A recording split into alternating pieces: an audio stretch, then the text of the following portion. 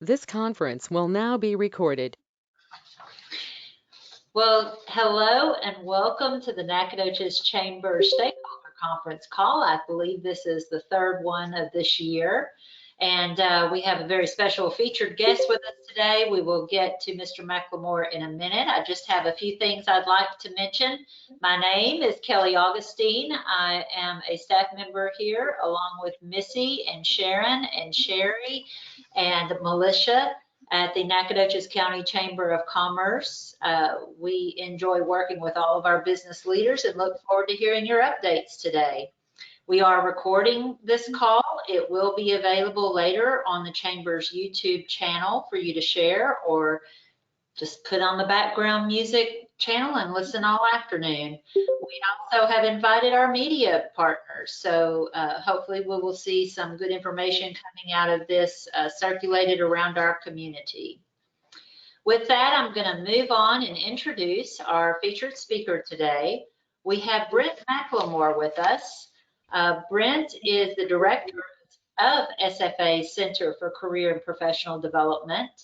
He works with students, alumni, and employers to support SFA lumberjacks in their pursuit of career success. Brent joined SFA in January of 2022. He worked at Loyola University, New Orleans, serving in various leadership roles within their Career Development Center and College of Business. A two-time graduate of Mississippi State University, he now happily wears the purple and white. Glad you added that in there, Brent. Thank you. I'm going to turn it over to you, and please take us away. Awesome. Thank you, Kelly. Well, I see a lot of familiar faces and names. And Kelly, you've covered the introduction for the most part, so I won't do anything other than say hello and thanks for being here. And I'm going to introduce you more so to the center and how CCPD, which I'll call it from here because it's a little quicker for me to say, how we sort of function and set within the ecosystem of the university, but then also what opportunities we can offer you as employers and community members to plug in and recruit our students here. So what is CCPD? It's our centralized career center here for campus. Basically, we serve all majors. That's what that means, as well as function in various ways to meet their career services needs. So we are working predominantly with students, very much a student-facing office as well as employer-facing office, but we also serve our alums. And so we alums regularly and provide additional resources for them. Resources that our students have, our alums can access as well. So if you're an alum and you're interested, you can always reach out about that. Our mission is to empower students and alums throughout their professional journeys through personalized guidance, diverse programming, and collaboration with internal and external partners. So how do we accomplish this? The personalized guidance piece. For us, we meet with students one-on-one through appointments, but we also meet with them through workshops, classroom presentations. We'll get into diverse programming a bit there, but the personalized guidance is really the coaching that we do. So meeting with those students one-on-one, I have a team of professionals as well as a team of students who are peer advisors and coaches that meet with our students to go over everything from career and major exploration to their job search and resume and cover letter writing and interviewing skills. And we do mock interviews in person, virtually. And so we're trying to help our students feel good about where they are, what the path they're on, find opportunities on that path, and feel prepared to really articulate their value to employers in that process. So some of the other pieces, the diverse programming. So as mentioned, we do workshops and classroom presentations. I'll be with one of our employers this evening doing a career fair prep workshop. And so helping our students hopefully prepare as best as they can for next week's all majors career fair, which is on Wednesday.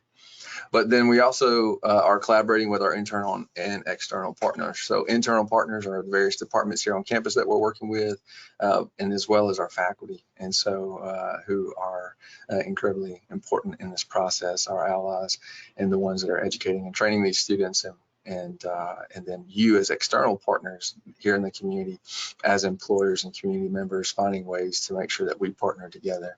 One of the easiest ways for the employers to establish a footprint on the campus is through our career fairs. That's the in-person options that we offer for recruiting of our students. So you'll see here our spring 24 fairs.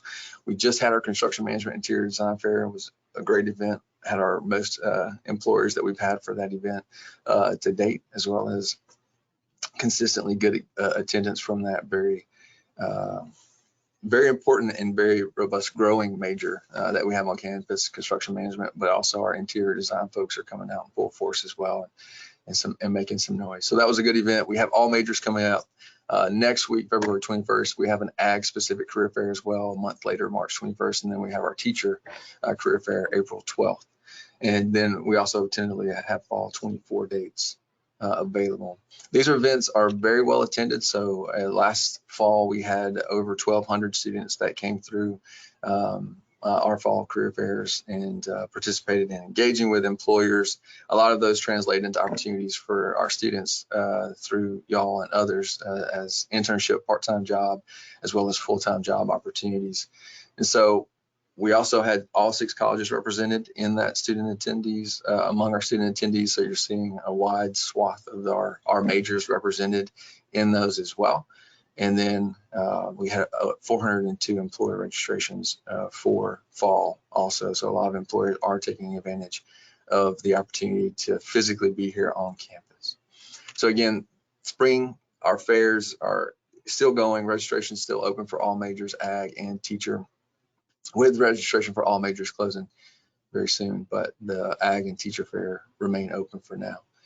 Okay, so one thing that I wanted to do, and I'll try to do this quickly, I just want to kind of gauge where y'all are on these things. This is a Q&A. It's not the end, so I'm sorry it's not over yet, but I want to ask some questions of you instead of you asking them of me. So the Q&A is, there can be a Q&A at the end as well, but really it's about just getting an idea from y'all. What do you think the most important skill when evaluating job candidates who are recent college grads? What do you think that most important skill is, or some of the most important skills? Yes, so we're going to open that up to anyone on this call, correct, Brent? Correct. Yes, I didn't want to be just a talking head, so I was just curious what y'all think. I'll start. One thing, we see the degree, we see the skills, we want to see their ability to work in teams or with others to see if that translated through their experience in college. Very good. Yes. Anybody else got one? Well, I'll mention from the Chamber's point of view, because we have had interns in our office, a recent grad, I would like to know what experience or skills they have gained that they could apply to what we are searching for. So really, I think that interview process, them understanding how to communicate what they can do for the employer would be important. Yeah, the communication of that. Absolutely. It was, so I'll show you some things here. Oh, wait, is that me? Oh, that was me and Kelly echoing, I think. But verbal communication, adaptability and flexibility, and working effectively in teams, all more or less referenced here to some degree. Those are 3 areas that you consistently see at the top. Even like there's a recent employer report that the Association for American Colleges and Universities put out for last year, that those were the 3 that they highlighted as employers saying these are important things for us to see from our recent college grads that we're recruiting, as well as NACE, the National Association of Colleges and Employers, consistently put these things at the top as well. And so it's a very common experience nationally, regionally, and locally that these are areas that we want to work on. And one of the things that we want to do in the center is make sure that the students are understanding this when we're coaching them individually, as well as when we're presenting in class and doing workshops. Any time we're in front of our students or working with our students, the communication, yeah, exactly, Nancy, communication. And so the communication piece, their ability to articulate their value, but then also understanding what it is to demonstrate good communication skills, both orally as well as written communication. And so we see that there is also, often when you look at these surveys and the results and findings, usually bear out that these are great needs, but they're also seeing, unfortunately, a deficit in the candidates in these areas as well, and particularly with communication. And there's all sorts of factors that go into why that might be. From our recent college grads, obviously COVID plays a part, but then also before that, you already had social media and the role it has played in sort of the demise of communication and the ability to communicate, and then a few other things that are, I'm sure, compounding that. But we want to make sure that students are working on these areas, and I know this is important all across our campus. I know that our within our core competencies, our core curriculum, they're looking here at campus at communication skills this past year, and I know this is something that obviously Dr. Smith can add to as well, but this is something that they're looking at potentially continuing to emphasize, is these communication skills among our core curriculum, and make sure our students are coming out prepared to be good communicators. All right, one other thing, micro-credentialing. Anybody know what this is? Anybody got an idea? Micro-credentialing, what a word. Yeah, so I'll give you a brief definition of what micro-credentialing is.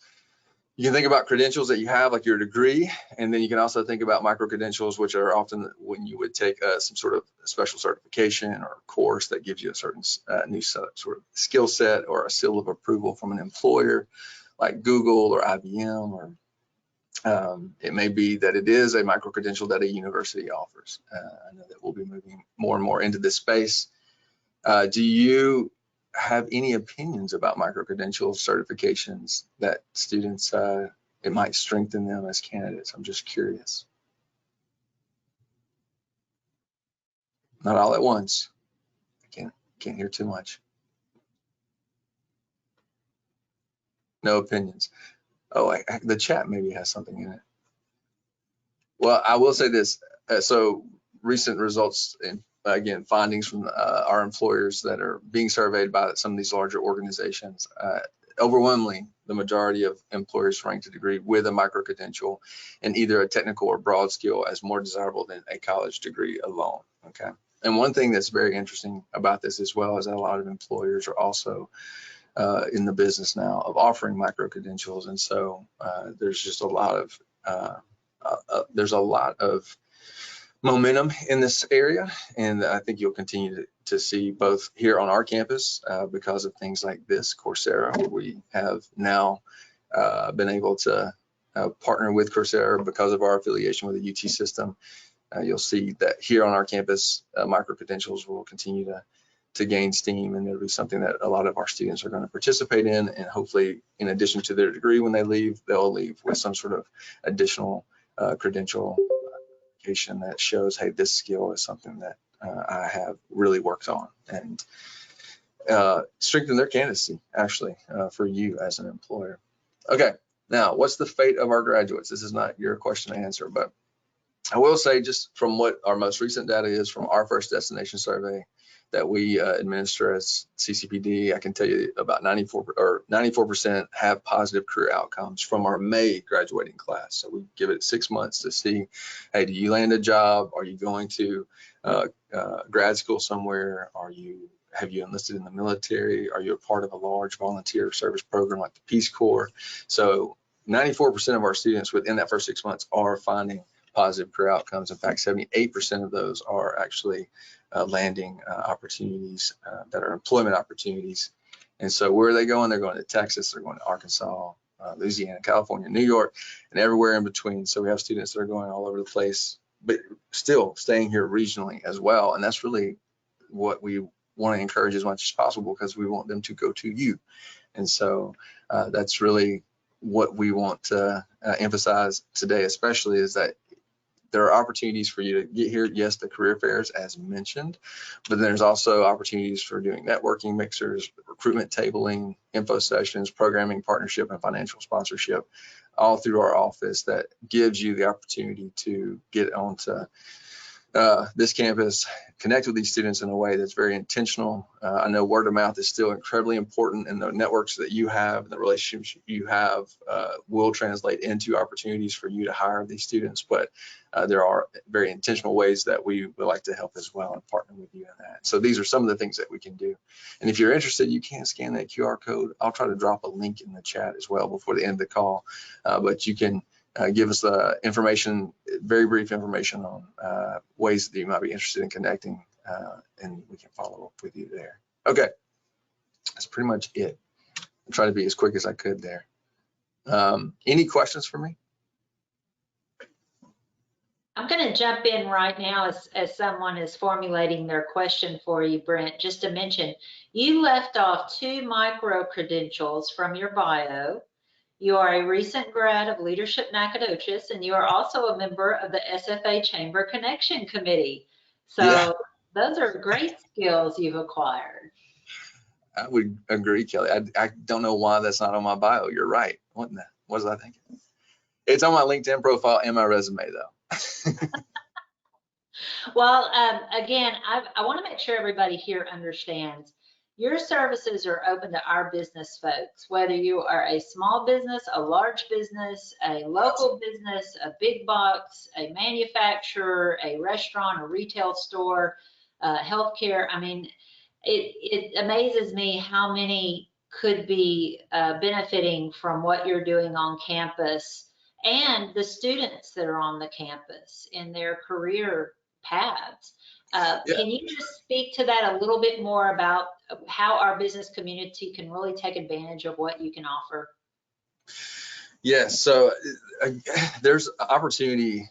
I think one of the things when I'm talking to local employers is there is concern about turnover because, you know, our students are not always here to stay.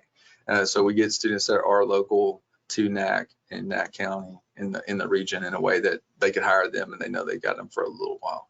And so that's one of those things where we're trying to work to make sure we can find opportunities that do fit the students' needs, where sometimes it's just money in their pocket and our employers are offering them opportunities to do that. But then there's also where it's more of a long-term commitment and helping our employers and our students find that match. And the easiest way for us to do that is to hear from you and hear what opportunities you have and ways in which you want to connect. And we're always willing to try and figure out ways to get employers to campus. The career fairs, again, are the easiest catch-all because there's an intentionality on the student's part to come to this event to find opportunity, right? The info tabling is also really, it's a good option. The recruitment tabling that we do in the student center and whatnot, it's a good option. And you can catch a lot of traffic and a lot of students when you are tabling. But again, you know, the level of intentionality that you get at the career fair is just much more significant. But we're always open to as well having conversations about opportunities to bring students to you, get you in front of those students in some capacity perhaps, but then also, you know, making sure that if you're not quite sure how to work an opportunity to make it more attractive to a student, you know, if it's can we create an internship? Yes, you could possibly do that. There's a good chance that we could look at what it would take to for that to be an internship, being something that would also involve potentially that student's faculty in that conversation, because if they're looking for getting course credit, you know, sometimes you might not be able to compensate that student with a really competitive wage, but if they can get course credit, that certainly helps. You know, we are always advocating for paid opportunity over unpaid opportunity. So I don't want to sort of misrepresent this, but we understand that not every employer, particularly those in our community, can, if they're a nonprofit or a small employer, they're not going to be able to compete with some of the other opportunities that our students are after. And so we can have conversations about ways in which you can become a competitive opportunity. And it might be something like offering a student opportunity to get course credit for that as well, or making sure that they understand the value of the opportunity that you're offering. So it's really about hearing from you, getting connected to you, getting you on this campus as much as we can, and finding out how best we can help. Great, great information. Does anyone have a question or comment for Brent? I have a quick one. So Brent, we have many students come in not only once they graduate, but while they're still going to SFA looking for temporary work or something, to hold them over until they graduate and move on. And it goes back to micro-credentialing. Are there set requirements on what is a micro-credential? Because Kelly brought up, say, leadership Nacogdoches. If we have somebody work on a construction site for 2 weeks and they learn the value of hard work, is that a micro-credential? That's a great question. So that is a valuable lesson learned for sure. So as somebody that did temp work throughout college, undergrad, I was not on I did work on a construction site in my time as an undergrad, but my temp work was a landscaping company. And I can tell you, I learned the value of hard work in that job for sure. I would say this. So there are good experiences that you can have, like certainly leadership. NAC was phenomenal for me and a great experience. But would it fit the definition of micro-credential at what we're looking at here? No, unfortunately. But there are ways to look at that experience and to sell that experience to students as well as to employers so that they understand the value of what's gained there. So that would probably be the angle that we would work with the student on. That is like, hey, how do we talk about this experience that you had that was temporary work, and what value it brought to you, and therefore what value it brings to that employer. And the micro credentials though are much more sort of rigorous and in sort of there's parameters that require them to complete coursework. Good question. Thank you, Henry. I just tend to elevate chamber involvement a little bit. I can't help it. Okay, would anybody else have a question for Brent? I think we're going to be able to move along now, Brent. Thank you for this presentation. Your slides will be included in the recorded version as well, so folks can, again, share. Dr. Lorenzo Smith is also here from SFA. I believe he's still with us. And if you'd like some SFA updates, thank you. Sure. There I am. Okay. Yeah, well, first I just want to comment on Brent. He has continued to do an outstanding job at SFA. He is extremely involved.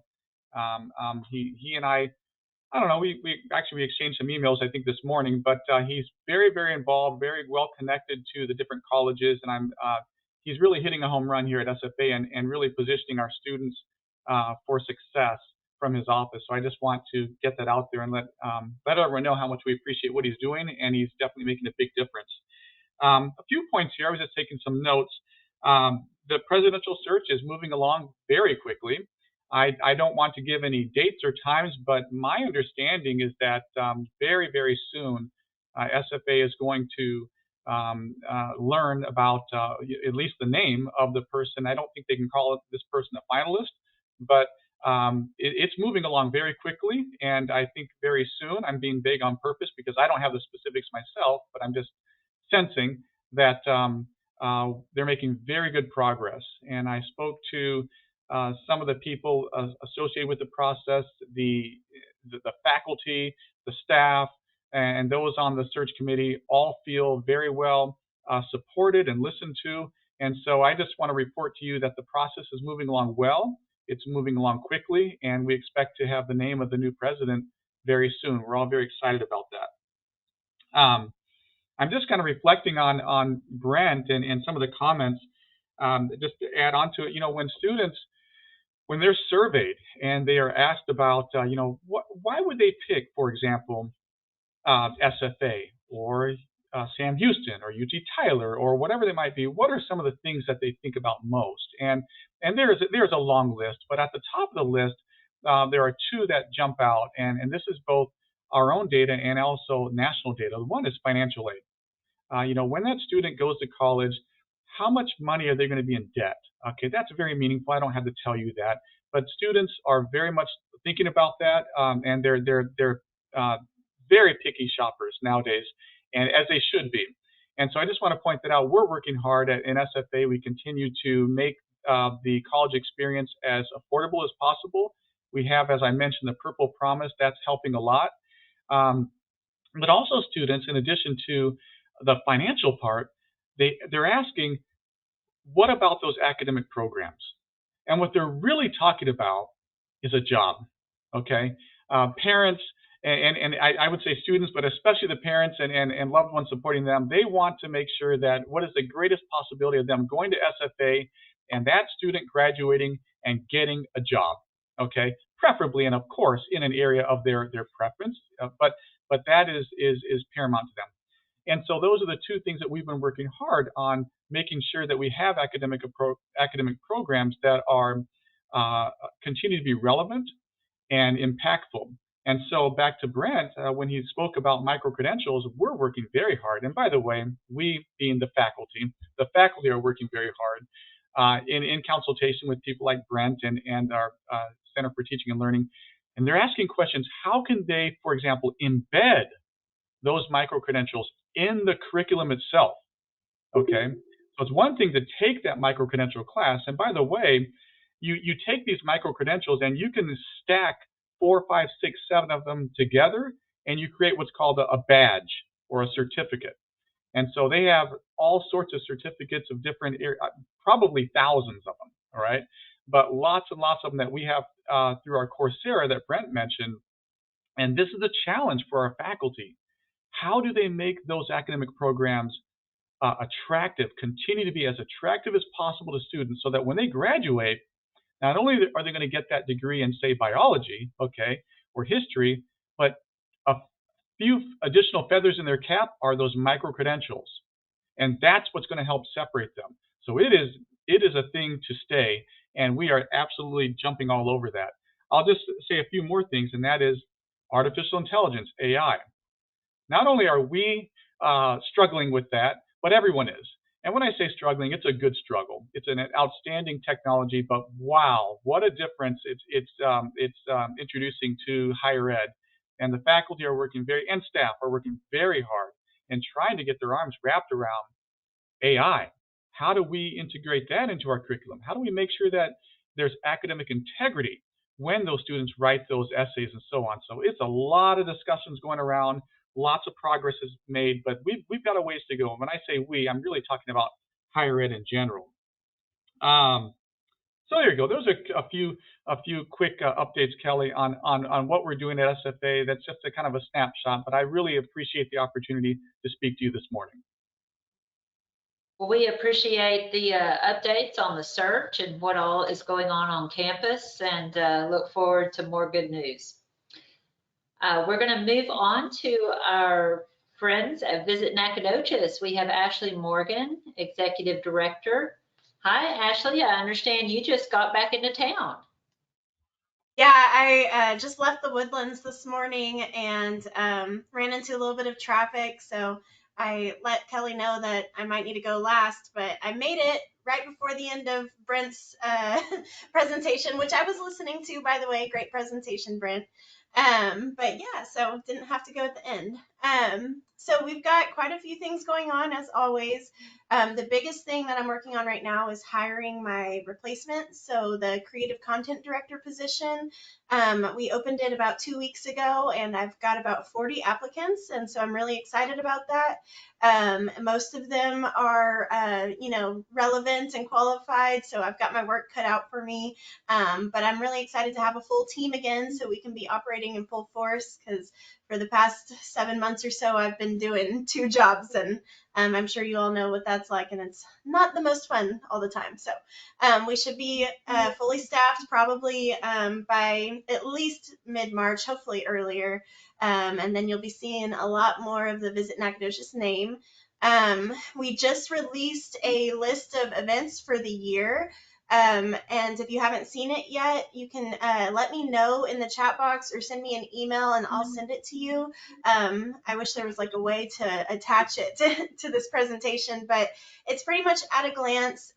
Not every single event is on there. One, because it's impossible, but two, we focus on tourist attractions and tourist attracting events. So, there are some things that tourists can't necessarily attend. Like they can come and view, but they can't participate in it. And so we do our best to try to include things like Wine Swirl, Blueberry Festival, any sort of music festival. And so those are all on there, and I'll be putting my email in the chat so you can let me know if you want it.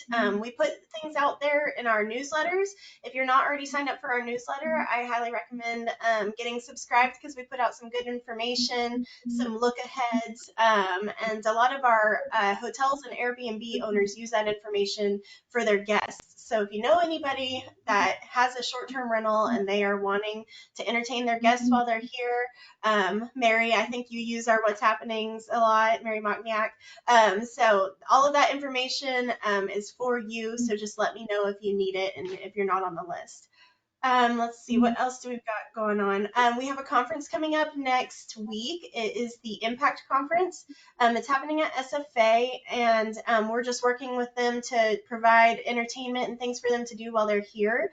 So that Friday, February 23rd, is the NAC Night Out. And so we are sponsoring a live band on the backstage of the CVB. It's called Huffy and the Paintfish. You all may be familiar. And we would love for the community to attend as well. It's not just for the conference attendees. It's at the same day as our NAC Snack Friday. So we're going to have food trucks around the square, and then we'll have the live music on the backstage. And then we're asking our downtown businesses to stay open late. So I'm not sure if you're all aware, but there's a new business downtown called The Event on Main. And this is an arcade in it's the block that Rhinestone Rifles is in, across from the Bailey McLean building. They have arcade like games and bounce houses and things like that, and they're going to be staying open late. So if you haven't gotten a chance to go there yet, go there, bring your kids, then come to the food trucks and see the band. So I'll put some information about that in the chat box as well. And then after that, we've got a few other conferences coming up, and before we know it, it's going to be Azalea season and Wine Swirl, and the year will be in full force, as you all know. So we're getting excited to gear up for our busy season. Cool. A few things going on, Ashley. Anyone have any questions? I love the report on the new downtown business. I have a big thank you, Ashley. Ashley takes care of my Rotary report. I report on events that are going on, and Ashley is the core of that. Ashley, I'll be calling you later on for tomorrow. I'm your ghostwriter. That's great. Well, I believe Mary Ann Rojas is with us today, and I think she is prepared to give us kind of a regional economic development report. Mary Ann, are you able to join us for that? Yes, ma'am. I'm here. I was trying to turn my video on, but. Well, we can't hear you, so thank you for joining us. Sorry about that. Okay. Good to see all of you. I know you can't see me, but really excited about things going on at Cary. I know our provost is on, but really there's never a dull moment here, and I think it's the most happening department in all of the campus. So lots going on with Cary.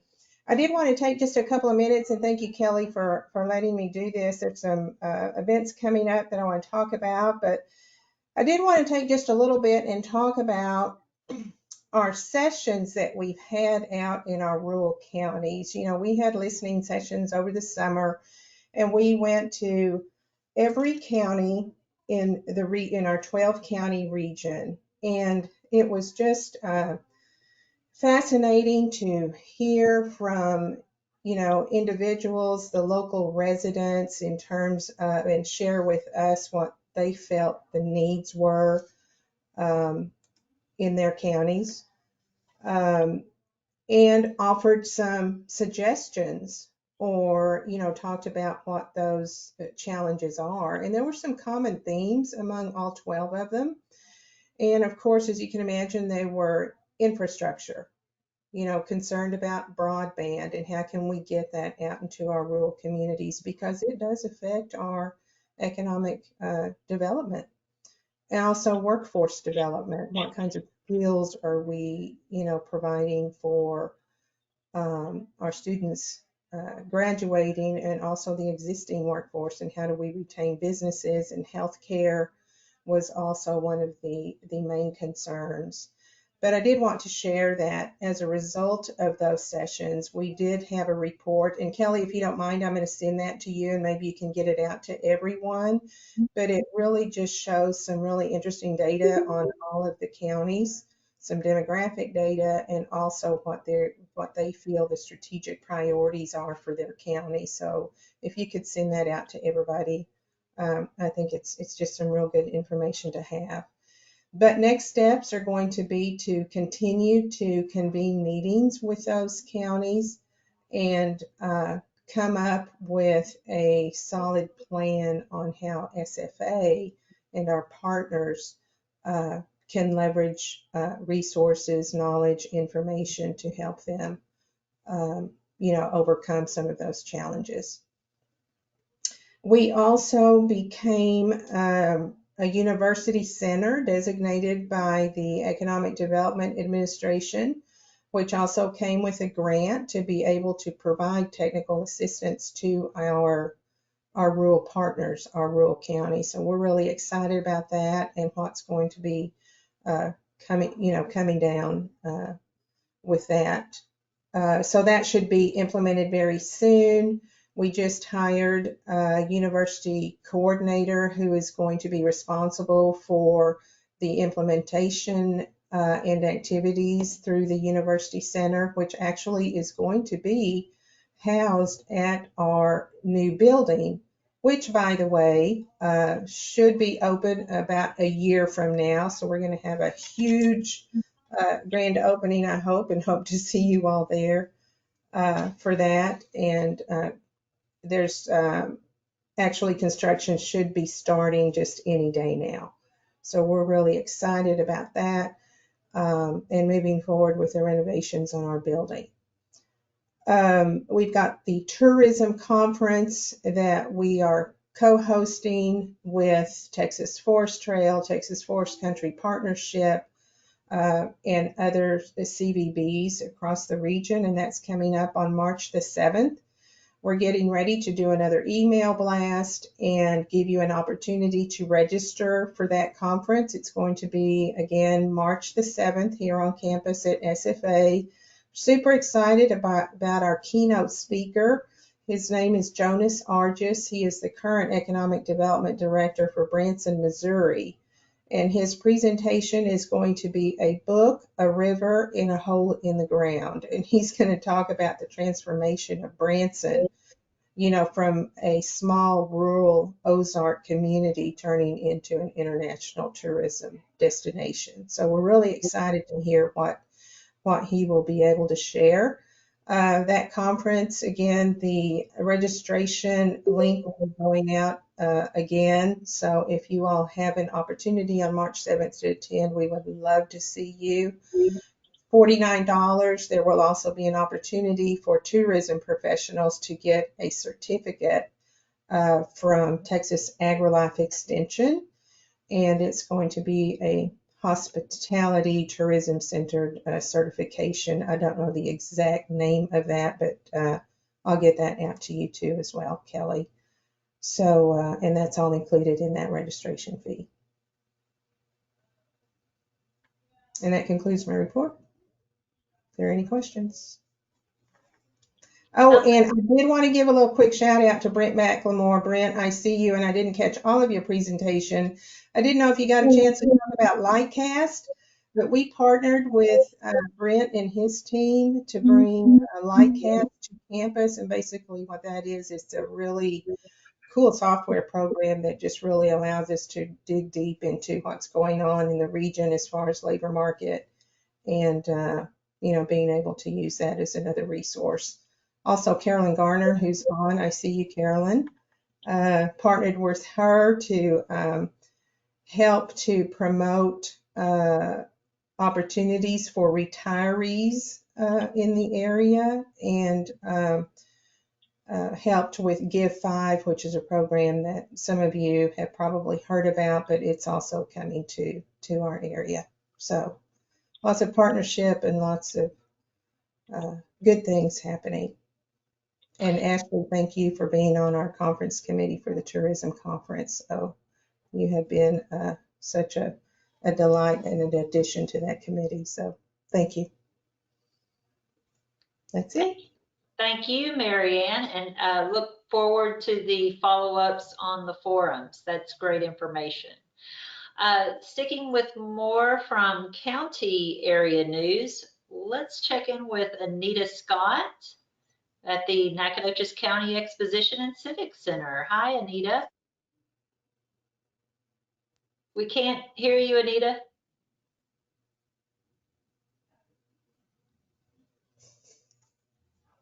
Okay, I tell you what, I see Caroline Garner just mentioned. Caroline, could you give us a United Way report while Anita's working on her mic and sound?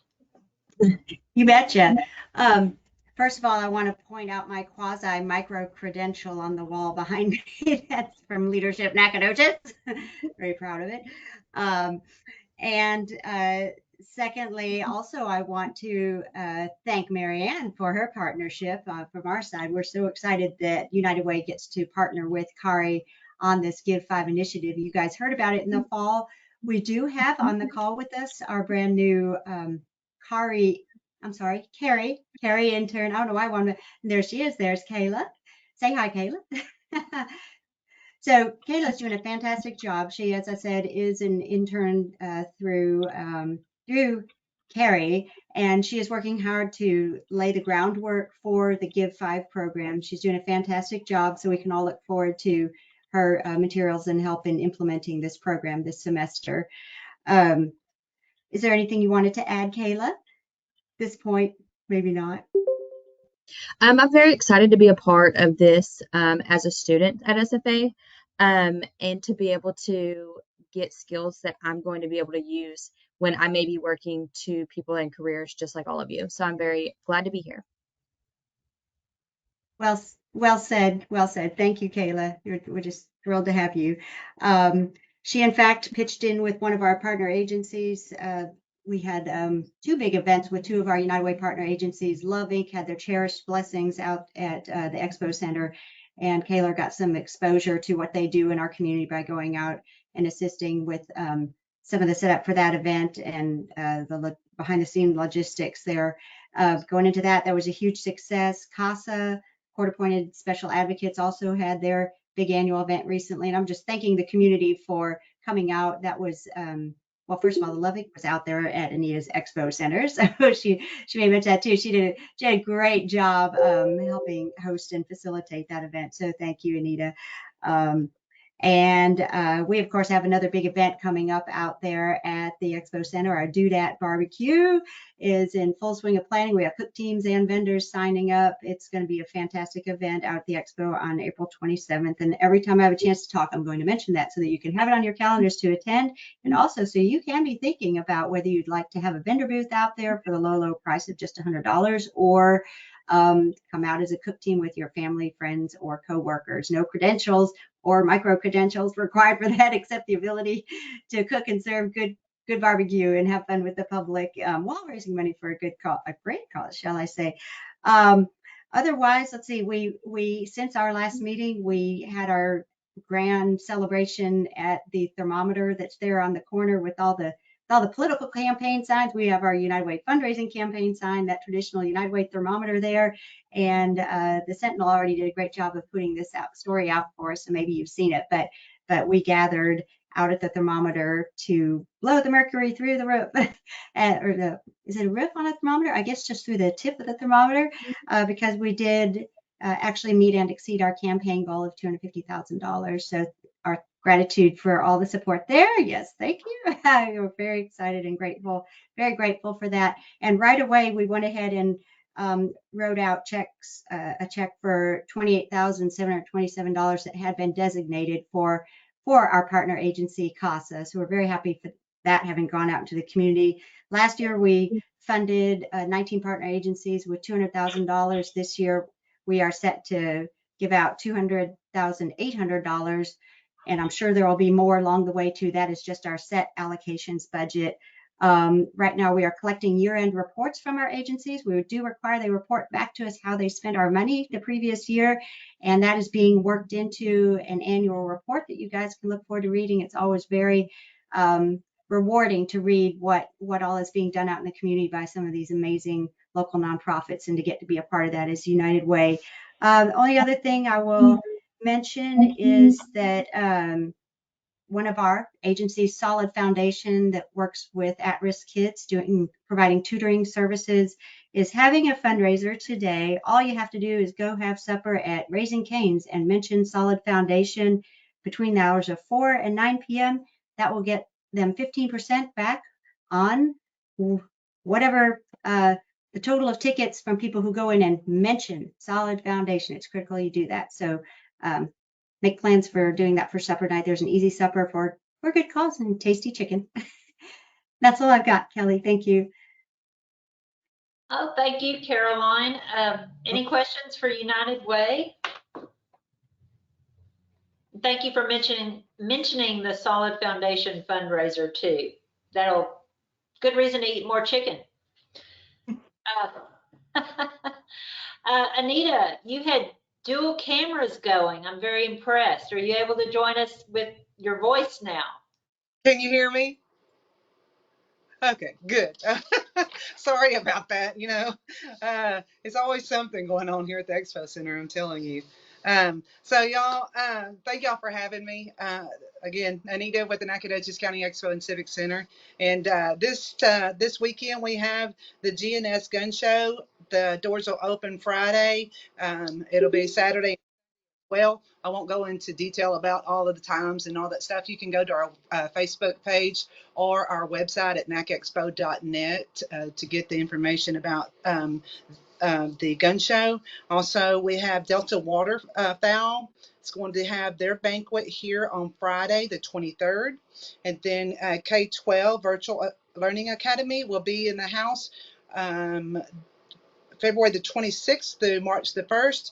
We will also have our Nacogdoches County Steer Show down in Bourne 3. They'll move in and have their weigh-in on Thursday the 29th, and then the buyer's dinner will be at 5 p.m. and the premium sale will be at 6 p.m. on March the 1st. That's Friday, down in Bourne 3.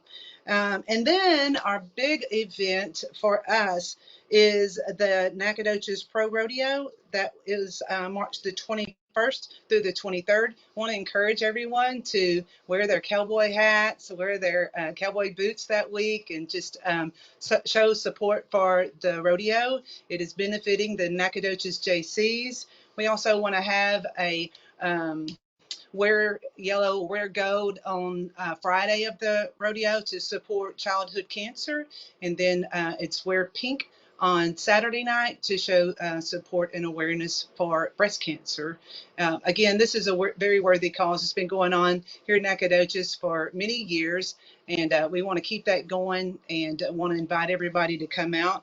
The rodeo this year is going to be sponsored by Kicks 105, Complete Ag Tractor and Equipment, Batters Law Firm, GG Distributing, and Eaton Corporation as well, and also the Old Town Rig Down, which is another event that's held downtown, but they sponsor the rodeo. It's a pretty cool thing for us to help them sponsor or support their event, and by them supporting our event. So it's a great thing. If y'all have any questions about what I've mentioned, you can give me a call at the Expo Center.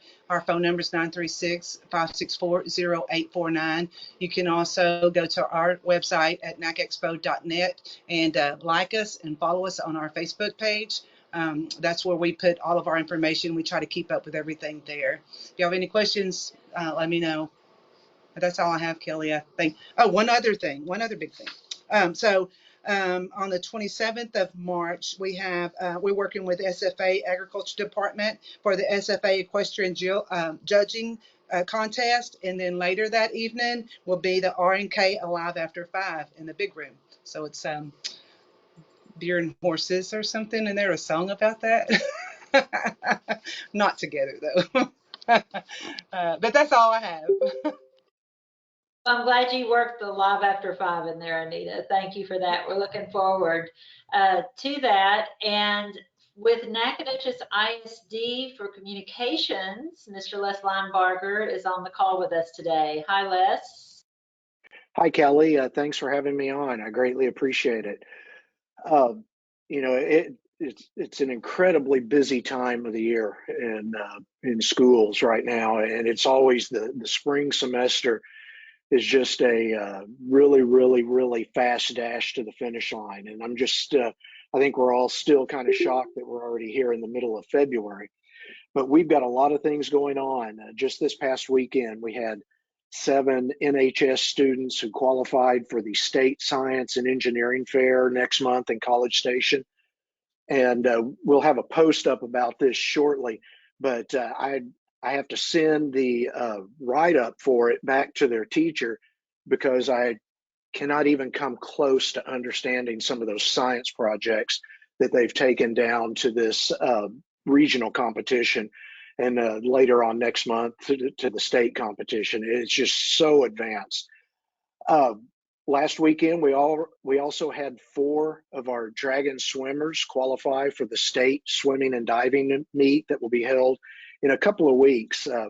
We had Olivia Whitaker, who finished second in both the 200-yard individual medley and a 100 fly race. And she's also joined by Jocelyn Lopez, Mickey Puffer, and Carly Scroggins on the 200 medley relay team.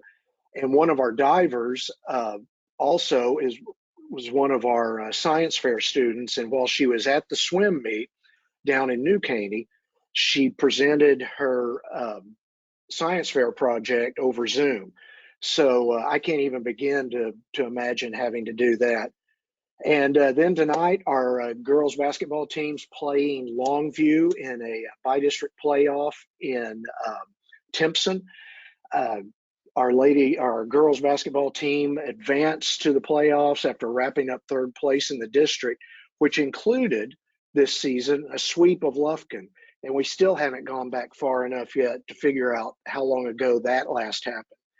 And then next week, our boys will be in playoff action. They're wrapping up their regular season tonight with a home game against Dayton. Our boys have won 21 games. They're going to finish 2nd in the district. So our basketball teams have had a really successful season, and we're proud of them. Kelly, that's all I've got, unless there are some questions.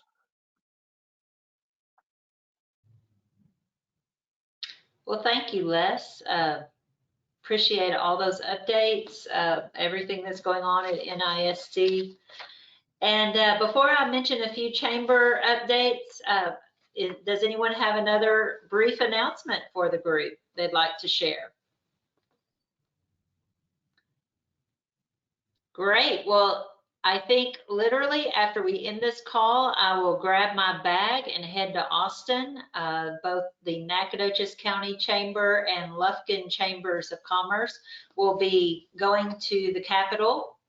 We have meetings all day tomorrow, starting at 8 a.m. and ending with the reception on Valentine's Day at the Texas Bankers Association with libation sponsor R&K Distributors tomorrow evening. I think we'll end our day around 8 o'clock. So it is a full day. We'll come back home on Thursday, and I think we will have a lot of good things to report, some more good relationships we're going to establish as we continue to talk about the things that are going to affect us in rural East Texas in a regional context. So thank you, sponsors, for supporting that, and the Chamber volunteers that are going to be attending with us. That has kind of shuffled our schedule around a little bit. We won't have our SFA Chamber Connection tomorrow, correct, Mary?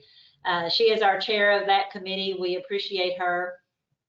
I was getting ready to say something about that. And because our next one in March happens to be during spring break, we have scheduled it for March 6th to get both months. So SFA Connection 8:30, Wednesday, March 6th. And thank you, Kelly. Sure, that's an online committee meeting, so Yes. very easy to take part in, and it gives our business community leaders a chance to connect with the decision makers on campus. So it's a really effective committee, and we would invite new folks to check us out. Please do. We also have moved our Eggs and Issues meeting this month, so it will be Tuesday, a week from today, February 20th, and our guest speaker is State Senator Robert Nichols. It is sponsored by ServPro. To celebrate leap year, NMC Health Network, hosting our Alive After 5, has chosen Leap Day. So February 29th, we'll gather at NMC Health Network, which is Medical Center, on the North Loop for the Alive After 5 this month. There's more going on. I'm looking at the calendar here at nacogdoches.org. I really encourage you to do the same. Thank you guys for joining us. I did want to mention, save the date, Lone Star Legislative Summit is April 4th and 5th, right here in Nacogdoches, largest gathering of state legislators outside of Austin. So thank you again. Y'all have a great and prosperous week. We will see you soon. Travel safe, Kelly.